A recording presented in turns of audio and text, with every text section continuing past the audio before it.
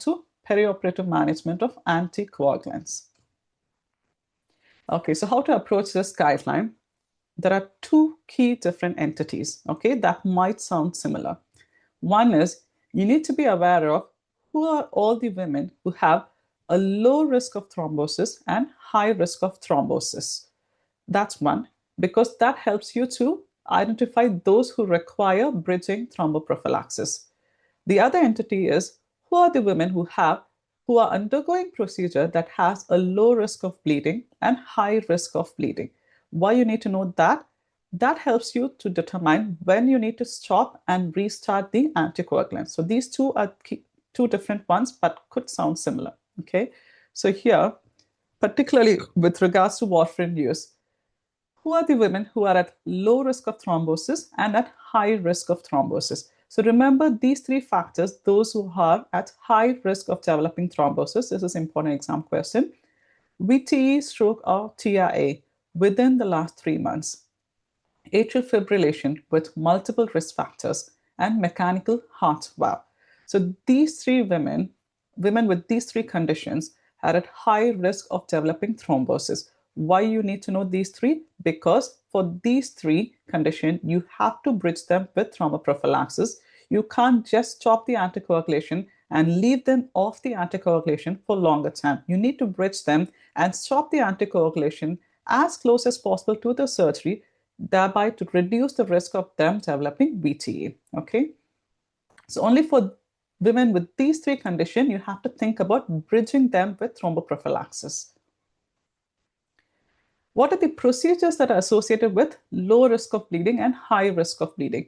The easy way to remember is, just remember this, the procedure that are associated with high risk of bleeding, all day case procedures and inpatient surgical procedures. They are all associated with high risk of bleeding. The techniques that are associated with no risk of bleeding, here it's no and not low risk, okay? So no risk of bleeding, remember 3 S's again, smear, swab, and systemic examination, okay? So systemic examination is pelvic examination, smear test, and swab test. So for these 3 cases, they have no risk of bleeding. Anything in between, they have minor risk of bleeding. Again, the easy way to remember is, usually for diagnostic hysteroscope, it's a procedure that is associated with minor or low risk of bleeding. So that's diagnostic. What are the treatment options that you could do at the time of hysteroscope? There are 4 treatment options. One is resection of polyp, polypectomy, ablation, and resection of endometrium. So resection of polyp, resection of endometrium, polypectomy, and ablative techniques. These are the 4 treatments that could be done at the time of hysteroscopy. The 3 biopsy techniques are cervical biopsy, pipple biopsy, and bulbal biopsy. Apart from these 3 biopsy, the 2 L's are labial abscess and Let's procedure. Okay, but as long as if you remember the procedure that is associated with high risk of bleeding and no bleeding, anything in between should be low risk of bleeding. Okay, so swab, smear, and systemic examination are associated with no risk of bleeding. So why you need to know if the procedure carries a high risk of bleeding or a low risk of bleeding? Because that helps you to decide when to stop and restart the anticoagulation. Am I clear so far? Okay, so we'll see one by one. First is warfarin. When to stop and restart warfarin? Warfarin needs to be stopped 5 days before procedure, regardless of if the procedure has a low risk or high risk of bleeding. You stop the warfarin 5 days before the procedure. You check the INR the day before the procedure, ideally, or on the day of the procedure, but it's preferable to check the day before the procedure. If the INR is more than 1.5, you give vitamin K. So this is with regards to the preoperative planning, when you need to stop the warfarin. When you need to add the bridging thromboprophylaxis when they are off the warfarin for these 5 days, if they have high risk of VTE. So what are the conditions that predisposes them for high risk of VTE? Those 3 conditions, VTE or TIA within the 3 months, mechanical heart valve, and AF with multiple risk factors. So these 3 are the high risk conditions that predisposes them for high risk of thrombosis. If they have any of these 3 conditions, you need to bridge them with low molecular weight heparin. I'll tell you how to bridge preoperatively. But if they don't have these 3 conditions, they are deemed as a low-risk women for VTE. In that case, you don't have to bridge them. So if they have high-risk factors, you have to bridge them after stopping warfarin. When to restart warfarin after surgery? So restart depends on the risk of bleeding the procedure poses. If it's a low risk of bleeding procedure, you could restart 12 to 24 hours after surgery. If the procedure has a high risk of bleeding, you restart when the bleeding risk is acceptable. But in general, you could just remember as to when to restart warfarin. You could either restart on the day of the procedure, on the evening of the procedure, or the day after the procedure. So you could just remember that in simple, regardless of if it's a low risk or high risk of bleeding procedure. So that's with regards to stopping and restarting warfarin.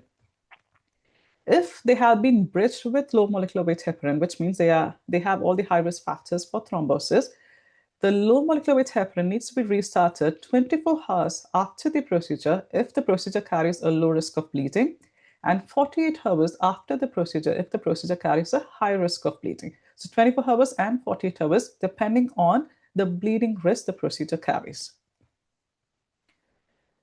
So how to bridge if they have a high risk of VTE factors? Preoperatively, we do know when to stop warfarin. We stop 5 days before the procedure. We check INR the day before the procedure. If it's more than 1.5, we give them vitamin. And then we restart warfarin when it's safe, ideally on the evening or the day after the procedure. How to bridge?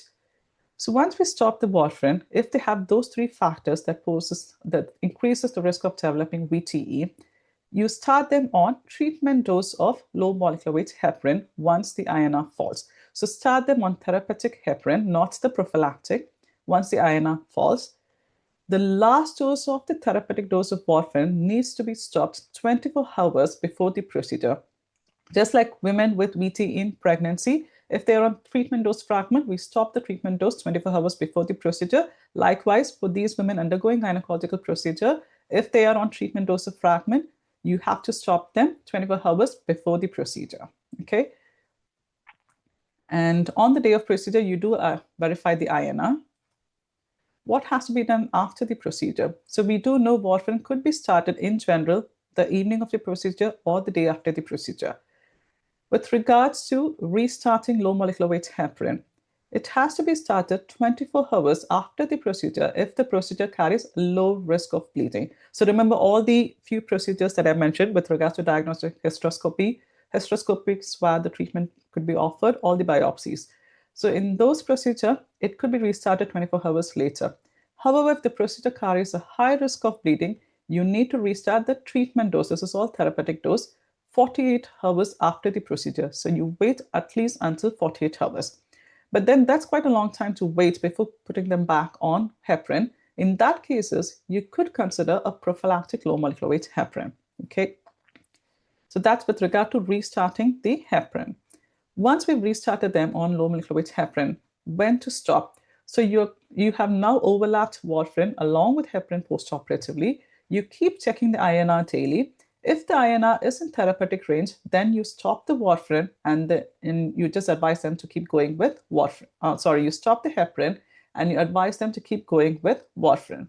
So is this clear so far? This is a bit tricky, but it's easy if you could break it down. So in short, you stop warfarin 5 days before the procedure. You restart warfarin. It does say as 12 to 24 hours if it's a low bleeding risk procedure, and when the bleeding risk is acceptable if it's a high bleeding risk procedure. But in common, you could just remember as on the evening or the day after the procedure, okay? This is with regard to stopping and restarting warfarin. However, if you stop the warfarin, you have to check the INR the day before the procedure. If it's more than 1.5, you give them vitamin K. That's with regards to stopping and starting, depending on the risk of bleeding the procedure carries. When to bridge? If they have high VTE risk factors, then you need to bridge them. So bridging should be done with low molecular weight heparin, that too the therapeutic dose of heparin, not the prophylactic dose, once the INR falls. And when to stop the therapeutic dose? Just like any women with VTE in pregnancy, we stop the treatment dose of fragment or the heparin 24 hours before the procedure. Likewise, for these gynecological procedures, you have to stop the therapeutic dose 24 hours before the procedure.